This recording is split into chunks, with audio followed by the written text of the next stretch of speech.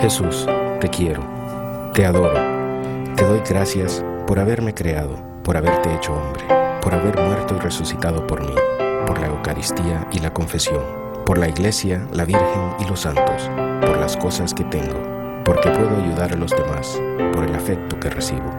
Te pido perdón, te pido gracias, para uno mismo, para los demás, para la sociedad. Me ofrezco a ti. El agradecimiento, corazón del Evangelio.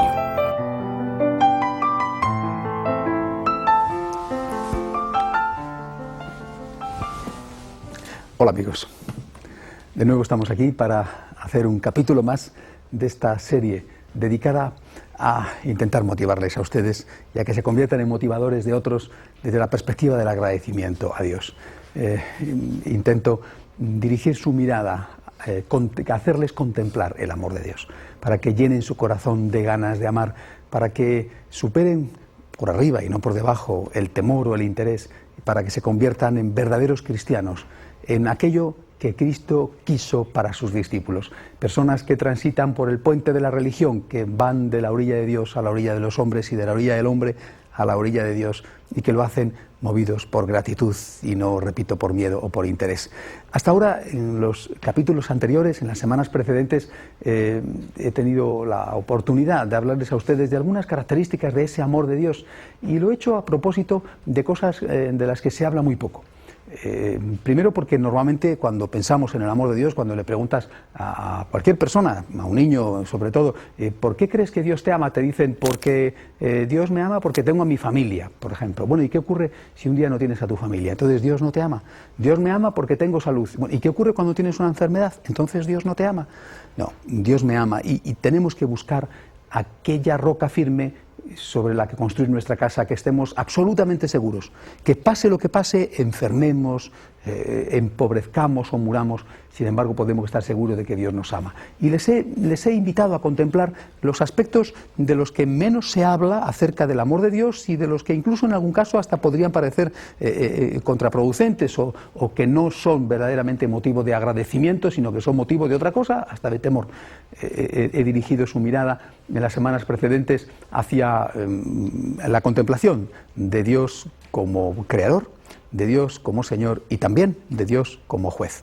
He tenido el valor, porque creo que había que hacerlo y porque creo que es justo, de decirles que Dios nos quiere, y nos quiere cuando nos crea y porque nos crea, que Dios nos quiere cuando se establece ante nosotros como el Señor, que nos dice dónde está el bien y dónde está el mal, y que también Dios nos quiere cuando nos juzga, porque esa justicia de Dios está puesta no como venganza, sino para defender los derechos del débil, para defender los derechos del pobre. El amor de Dios, que se manifiesta en la creación, que se manifiesta en el señorío, que establece el bien y el mal y que se manifiesta en el juicio de Dios. Un juicio naturalmente revestido, como les dije, de la misericordia. Pues bien, hasta ahí lo que hemos hecho. Y ahora, naturalmente, hay que dar un paso más, porque todo esto, de alguna manera, con matices por lo menos, estaba contenido en el Antiguo Testamento, de alguna manera. Naturalmente que lo que aparece en el Antiguo Testamento, por ejemplo, sobre el juicio de Dios, es diferente de lo que yo les he explicado y de lo que creemos los cristianos, pero de alguna manera está contenido ahí. Y hace falta hablar de otra cosa, es decir, ¿qué nos añade Jesucristo? ¿Qué nos enseña Jesucristo? Porque si todo estaba en el Antiguo Testamento, pues lógicamente casi podíamos decir que Jesucristo podía haberse ahorrado el viaje. Y sin embargo Cristo ha venido a completar la revelación, no a destruir, sino a llevar a plenitud, a manifestar lo que todavía estaba oculto, a enseñarnos lo que todavía no nos habían enseñado, sin destruir lo anterior, es decir, manifestando el valor de lo anterior, estableciendo bien claro que efectivamente Dios es amor cuando crea, Dios es amor cuando es Señor y Dios es amor cuando es juez, que falta algo. Y que ese algo que falta se puede resumir en una sola palabra: Dios es amor cuando es Padre y porque es Padre. La paternidad de Dios es la plenitud, el colmo, lo máximo que podemos creer nosotros y que podemos decir nosotros de Dios y del Dios amor. Pero fíjense, Dios no es amor solo porque es Padre, que es el error en que muchos caen, y presentan una imagen de Dios verdadera y falsa a la vez. Verdadera porque lo que dicen es verdadero, pero falsa porque lo que dicen es incompleto. Si solamente decimos que Dios es amor porque es Padre y olvidamos lo anterior, entonces cuando pensamos en el juicio creemos que no tiene sentido y que no hay que hablar del juicio de Dios porque el juicio de Dios no es amor de Dios. Por eso me he empeñado a ustedes en las semanas anteriores, he insistido una y otra vez en que lo que está contenido en el Antiguo Testamento es también revelación divina, es también palabra de Dios y es también manifestación del amor de Dios. Dios es amor porque es Padre, pero Dios es amor no solo porque es Padre. Dios es amor porque es Padre, lo mismo que Dios es amor porque es Creador y lo mismo que Dios es amor porque es Señor y porque es Juez. La paternidad divina es un aspecto del amor de Dios, no el único aspecto. Es un aspecto, el más importante, ciertamente, pero es un aspecto que completa los anteriores pero que no los destruye, que completa los anteriores pero que no los aniquila. El Dios Señor, el Dios Creador, el Dios Juez es mi Padre. Esto es lo que nos enseña Jesucristo. No nos dice Dios ya no es juez, dice el Dios que sigue siendo juez es tu Padre. Ahora, a ese Dios al cual temías y tenías razones para temerle, a ese Dios ante el cual te postrabas adorándole, a ese Dios ahora le puedes llamar Padre. Ese es el secreto de Cristo, el secreto que después de la pausa que vamos a hacer a continuación intentaré explicarles con un poco más de calma. No se vayan, dentro de unos minutos seguimos aquí de nuevo en EWTN para profundizar en este tema del amor de Dios como Padre de todos nosotros. Hasta ahora mismo.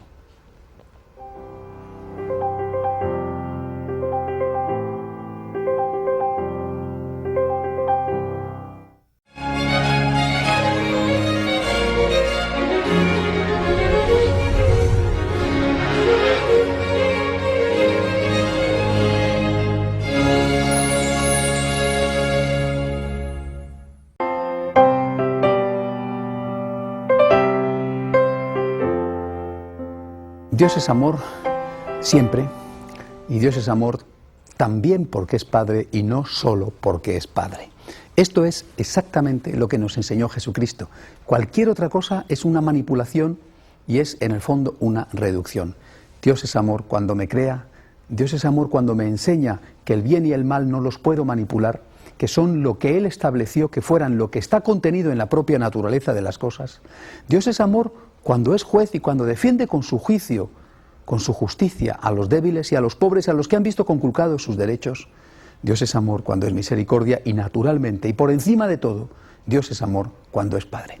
Y lo mismo que hice cuando les he hablado a ustedes del juicio de Dios y del concepto de Dios como juez, quisiera hacer también ahora al hablarles de la paternidad de Dios. Es decir, quisiera fijarme en la paternidad humana para después pasarlo a la paternidad divina.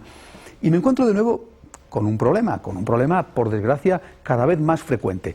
Lo mismo que hay jueces inicuos y jueces corruptos que hacen que el concepto de juez sea muchas veces temible. Afortunadamente no son así la mayoría, pero existen, especialmente en algunos países. También hay padres inicuos y padres que desvirtúan el concepto de padre. ¿Cuántos, por desgracia, y repito cada vez más, son padres que son borrachos, que no tratan bien a sus hijos, que los pegan, que los maltratan, que a veces incluso abusan de ellos, que los abandonan, que en un momento dado de su vida de repente dicen que ya no aman a la esposa y que ahí los dejan a todos, que hasta los olvidan desde el punto de vista del afecto o de la economía.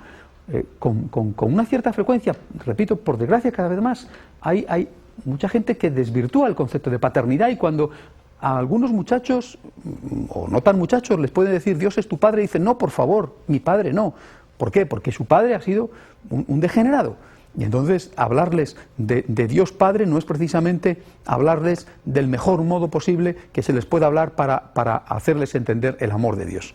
Por eso olvidémonos de esos malos conceptos de paternidad, lo mismo que tenemos que olvidar los malos conceptos de juez para hablar del Dios juez, y fijémonos en los buenos conceptos, es decir, en lo que debe de ser un padre. Posiblemente también podemos decir muchas cosas, pero me gustaría al menos fijarme en dos de ellas. Un padre con respecto a un hijo, y lo mismo podríamos decir de una madre, ¿verdad? Utilizamos el término clásico que nos ha sido revelado con respecto a Dios, que es el de padre, pero podríamos decirlo también diciendo una madre con respecto a un hijo. Un padre, una madre con respecto a un hijo ama, y ama más allá de los méritos del hijo. Esta es una de las características. Y la otra característica es que el padre, con respecto al hijo, le va a dar algo, además del cariño, le va a dar algo que es muy importante, que es la herencia. Estos dos conceptos, amor que no tiene en cuenta los méritos y amor que concede la herencia, son los dos conceptos que quiero centrarme en ellos. No digo que sean ni mucho menos los únicos, pero son los dos conceptos de los que quiero centrarme para que entiendan ustedes en qué consiste el amor de Dios como Padre, que completa lo que ya he dicho acerca del amor de Dios. Un amor que va más allá de nuestros méritos. La familia, especialmente el padre y la madre, es el lugar donde se nos quiere por nosotros mismos. El único lugar, la única institución, el único contexto en el cual se nos quiere por nosotros mismos. Y se nos quiere más allá de que seamos buenos o malos y de que merezcamos o no merezcamos ser queridos. Hace unos años en mi país, en España, ocurrió una catástrofe desastrosa. Un hombre había matado a bastantes personas. Afortunadamente estas cosas son muy poco frecuentes, son raras en mi país. Pero en fin, ocurrió y aquel hombre en el enfrentamiento con la policía murió. Había sido notorio su comportamiento y había provocado la repulsa general, el rechazo por parte de toda la población, un hombre trastornado. Bueno, cuando llegó la hora de que este hombre tenía que ser enterrado, este asesino tenía que ser enterrado, allí se presentó su madre a recoger. La madre estuvo a recoger el cadáver de su hijo y a darle el entierro que merecía, por lo menos algo que tuviera una dignidad humana. Naturalmente estaba una nube de periodistas y le preguntaron a la madre que por qué lo hacía, si es que con su comportamiento estaba justificando de alguna manera, apoyando lo que había hecho su hijo, y la madre dijo: en absoluto. No estoy nada de acuerdo con lo que ha hecho mi hijo, me parece una barbaridad lo que ha hecho mi hijo, condeno lo que ha hecho mi hijo, pero es mi hijo. Ha muerto y yo quiero estar aquí a su lado, al lado de su cadáver, para enterrarle y para rezar por él. Creo que este ejemplo, que es un ejemplo límite, refleja muy bien lo que es el amor de un padre y de una madre. Todos nosotros lo hemos experimentado, si hemos tenido, afortunadamente, como es mi caso, si hemos tenido la suerte de tener buenos padres y buenas madres. Es decir, todos nosotros hemos experimentado que te quieren más allá de tus méritos, que aunque tú no lo merezcas, te siguen queriendo. Que da igual si tú te portas bien o te portas mal. Ellos son tus padres, te quieren, te quieren. Y que ojalá que te portes bien, ojalá que les des alegrías. Dios quiera que puedan sentirse orgullosos de ti, pero que aunque tuvieras defectos, aunque fueras el peor de todos los hombres del mundo, tu padre es tu padre, tu madre es tu madre, te siguen queriendo, incluso aunque no estén de acuerdo contigo y aunque rechacen tu comportamiento y aunque a lo mejor tengan que distanciarse de ti para dejar bien claro que no asumen las barbaridades que tú estás haciendo. Sabes que siempre te quieren y siempre te querrán. Primera característica del amor humano que podemos trasladar al amor divino. Segunda característica, la herencia. Naturalmente es un tema económico, pero es un tema muy importante. Tú, porque eres hijo, eres heredero. Y bien que muchos ejercen ese derecho.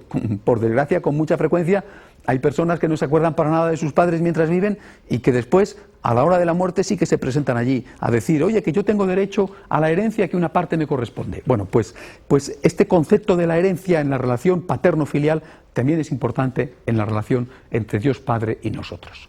Y dicho esto, de la paternidad humana, hay que decir otra cosa que quizá a ustedes les va a sorprender, pero que es así. Hijos de Dios solo hay uno, Jesucristo nuestro Señor. Todos nosotros, todo ser humano, no los cristianos, no los católicos, sino todo ser humano es una criatura de Dios. Dios es el creador de todos los hombres y Dios es amor para todos los hombres como creador. Dios es amor para todos los hombres como Señor. Y Dios es amor para todos los hombres como juez. Pero Dios no es padre de todos los hombres. Y quizá a ustedes eso les sorprenda, pero es la realidad. Dios no es padre de todos los hombres. Dios es padre solo y únicamente de Jesucristo. Nosotros somos hijos adoptivos de Dios, que es distinto. Somos hijos adoptivos, no hijos naturales. Solo Cristo es hijo de Dios. Somos hijos adoptivos de Dios a través del bautismo. Es decir, aquel que no está bautizado, aquel que no es católico o que siendo cristiano no ha recibido el bautismo auténtico, ese es criatura de Dios, siervo de Dios, y va a ser juzgado por Dios, pero no es hijo de Dios. La filiación divina es un don que no merecemos, que no tenemos por naturaleza, solo Cristo lo tiene por naturaleza, y que recibimos como un extraordinario regalo cuando somos bautizados. Es el bautismo, y esa es la gran importancia del bautismo, es el bautismo el que nos hace hijos de Dios. Somos hijos adoptivos de Dios, y el acto jurídico, legítimo, real, concreto de la adopción es el acto del bautismo. Por lo tanto, por el bautismo empezamos a ser hijos de Dios, y por lo tanto por el bautismo empezamos a disfrutar de las características de la filiación con respecto a nuestro Padre, es decir, a disfrutar de la característica de que Dios nos quiere como hijos, aunque no lo merezcamos, y que Dios nos da acceso a la herencia, y esa herencia es la vida eterna. San Pablo, que había vivido lo anterior, el Antiguo Testamento, y que fue testigo de lo nuevo, el Nuevo Testamento, comprobó perfectamente la diferencia y lo expresa así: antes erais siervos, ahora sois hijos. Antes erais los criados, ahora sois herederos. Él comprende la novedad, lo ve, lo vive, estaba en el Antiguo Testamento y pasa al Nuevo. Nosotros, que hemos venido, lógicamente, después de 2 milenios de cristianismo, en nuestro caso de lengua española, después realmente de 2 milenios de cristianismo, porque en España predicó San Pablo y predicó Santiago, es decir, tenemos las primeras raíces de la fe, y desde allí, de forma ininterrumpida, ha pasado a América. Nosotros quizá corremos el riesgo de no percibir esta novedad y de pensar torpemente también, porque algunos equivocadamente lo dicen, que todos somos hijos de Dios. No, no es verdad. Todos somos criaturas de Dios, todos somos amados por Dios en cuanto criaturas, pero no todos somos hijos de Dios. Solo somos hijos de Dios aquellos que hemos recibido el don maravilloso e inmerecido del bautismo. Es el bautismo el que nos hace hijos de Dios, y en tanto que hijos, herederos, en tanto que hijos queridos por el Padre, como hijos que no merecen ese amor, pero al cual el Padre les ama más allá de sus méritos. Eso es lo primero que quisiera que ustedes tuvieran presente para poder darle gracias a Dios, precisamente por la filiación divina. Señor, yo no merezco esa filiación, qué suerte tan grande que tengo. Era el siervo del Señor, era el criado del Señor, y de repente tú has entrado a mi habitación de criado y me has dicho: te voy a nombrar hijo y heredero. Ven, ya no vas a vivir ahí haciendo los trabajos de siervo. Ven, vas a pasar a ser ahora el hijo predilecto, vas a pasar a ser el hijo del Señor, vas a pasar a ser el heredero, las promesas del reino. Eso es para darle gracias a Dios realmente, para disfrutar y para ser conscientes de hasta qué punto nos quiere el Señor. Desde esta perspectiva de la filiación, nosotros podemos entender también muchas otras cosas acerca de la relación con Dios. Por ejemplo, veamos algunas de las parábolas de las cuales que utilizó el Señor para hacernos comprender el amor de Dios. La parábola del hijo pródigo. En esa se ve perfectamente cómo el amor de Dios es, tal y como les he dicho, un amor gratuito, un amor que nosotros no merecemos y un amor que no tiene nada que ver con nuestro comportamiento. Dios nos quiere, pero el amor de Dios no está reñido con el juicio de Dios. Dios, que sufre cuando el hijo se va, que espera todos los días el momento dichoso en que el hijo vuelva, Dios no puede hacer nada más que esperar. Si el hijo no decide volver, si aquel muchacho que se ha ido y que ha estado gastando su herencia con malas mujeres y que ha estado disputándole las bellotas a los cerdos, si aquel muchacho no hubiera decidido volver, egoísta, porque en ningún momento piensa en su padre, piensa únicamente que en la casa de su padre se come mejor, pero si aquel muchacho no hubiera decidido volver, Dios no habría podido perdonarle. Dios le quiere, le mantiene en el amor, le sigue queriendo aunque no se lo merece. Cuando vuelve no se merece que le haga la fiesta, pero le hace la fiesta porque le quiere, sin mérito ninguno del muchacho, pero solamente le puede hacer la fiesta cuando vuelve. El amor paterno de Dios no está en absoluto reñido con el juicio misericordioso de Dios.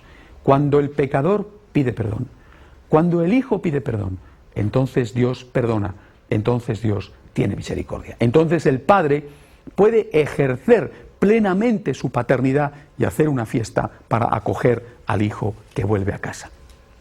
consecuencias. Demos gracias a Dios. Demos gracias a Dios porque nos quiere tanto. Demos gracias a Dios porque es infinitamente misericordioso con nosotros. Demos gracias a Dios porque nos permite recibir un don que no merecemos, que es su amor, aunque nosotros seamos unos pecadores, y porque nos va a dar la herencia de la vida eterna, que después, lo veremos cuando hablemos de Cristo, nos ha sido ganada por el Señor, por Jesucristo, con su resurrección. Demos gracias a Dios porque tenemos la esperanza de que hay otra vida después de la muerte, y porque tenemos la certeza de que esa vida después de la muerte existe, y de que esa vida nos la va a regalar, no nos la vamos a comprar con nuestras buenas obras. Nuestras buenas obras son la condición necesaria para poder recibir el regalo, pero esa vida eterna es un regalo de Dios, un regalo que cada uno de nosotros va a recibir sin merecerlo.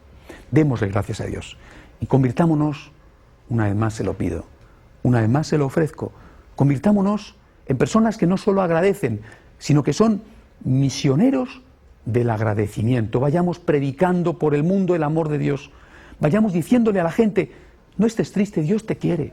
Pero si estoy enfermo, pero si soy pobre, pero si se ha muerto una persona amada, ¿cómo puedes decirme que Dios me quiere? ¿Cómo puedes decirme que Dios me quiere si vivo en una situación injusta? Dios te quiere, y mira a tu alrededor y verás que Dios te quiere, porque te ha creado, porque te ha dado la salud que tienes, la que tienes, porque te ha dado el amor que recibes de los tuyos, el que recibes aunque sea poco, o el que recibiste, y Dios te quiere, porque se ha manifestado ante ti, sin mérito tuyo, como el amor misericordioso que te perdona y como el amor de un Padre que te da la maravilla de la certeza de que existe vida después de la muerte y de que en esa vida te vas a encontrar con los tuyos. Y no quisiera terminar sin referirme, queridos amigos, aunque sea muy brevemente, a otro elemento fundamental por el cual tenemos que agradecer a Dios. Me refiero al Espíritu Santo. El próximo día empezaré a hablar de Jesucristo y después hablaré ya de otras cosas, pero sería injusto no tener al menos una palabra sobre el Espíritu Santo. El Espíritu Santo como persona divina, como Dios verdadero que trabaja en nosotros a favor nuestro para conseguir la santidad. ¿Qué es el Espíritu Santo sino el amor de Dios? No podemos hablar del amor de Dios pensando únicamente en el amor de Dios Padre o en el amor de Dios Hijo. Dios es una sola naturaleza con tres personas distintas.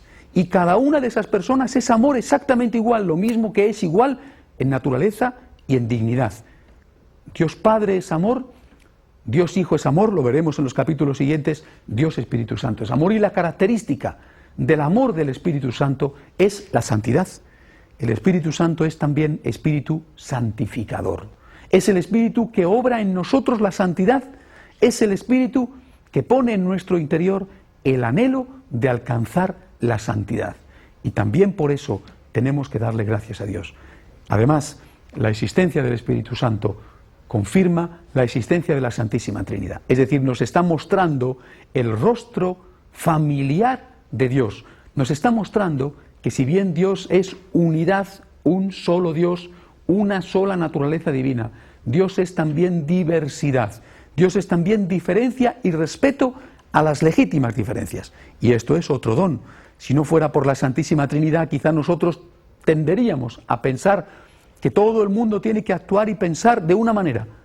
En cambio, contemplar la Santísima Trinidad nos ayuda a respetar las legítimas diferencias, a ser tolerantes en el mejor sentido de la palabra, no tolerantes de boquilla, como son en realidad esos que se proclaman tolerantes, que son los más intolerantes de todos. Tolerantes con aquellos derechos que tiene el otro, derechos a ser distinto, derecho a tener su propia personalidad. Demos, por lo tanto, gracias a Dios, y una vez más les hago esta oferta. ¿Quieren ustedes convertirse en misioneros del agradecimiento? ¿Quieren ustedes convertirse en personas que todos los días dicen, Señor, gracias? Es que no tengo otra cosa más importante que hacer, Señor, que la de darte gracias, y no quiero hacer otra cosa más que la de darte gracias. Por todo, por muchas cosas materiales, muchísimas cosas materiales, pero sobre todo por tu amor. Gracias, Señor, por ti mismo. Gracias, Señor, porque existes. Gracias, Señor, porque tu existencia me da una solidez que no tendría si no existieras tú. Si no fuera por ti, yo estaría adorando a quien sabe que Dios es. Si no fuera por ti, Señor, yo estaría equivocándome. Yo estaría pensando estúpidamente que el bien es malo, que el mal es bien. Si no fuera por ti, Señor, yo temería a la muerte. Si no fuera por ti, Señor, yo me desesperaría ante la muerte de los seres queridos porque los habría perdido para siempre.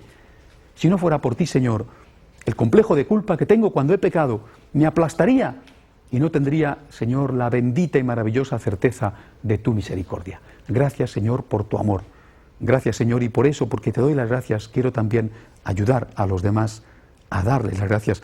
Les invito a ustedes una vez más, a todos aquellos que quieran vivir esta espiritualidad del agradecimiento, que me escriban al correo electrónico que aparece en la pantalla, voluntarios@retemail.es, voluntarios@retemail.es. Que se pongan al habla conmigo, porque estamos llenando el mundo, estamos llenando Hispanoamérica de grupos de personas que quieren profundizar en esta espiritualidad del agradecimiento, que quieren agradecer a Dios y enseñar a los demás a agradecer a Dios, de estas escuelas de agradecimiento que están creciendo por doquier rapidísimamente, donde la Santísima Virgen es puesta como modelo, porque ella más que nadie nos enseñó a amar a Dios con agradecimiento y no por miedo o por interés. Bien, amigos, les espero la semana que viene, si Dios quiere. Que Dios les bendiga. Muchas gracias.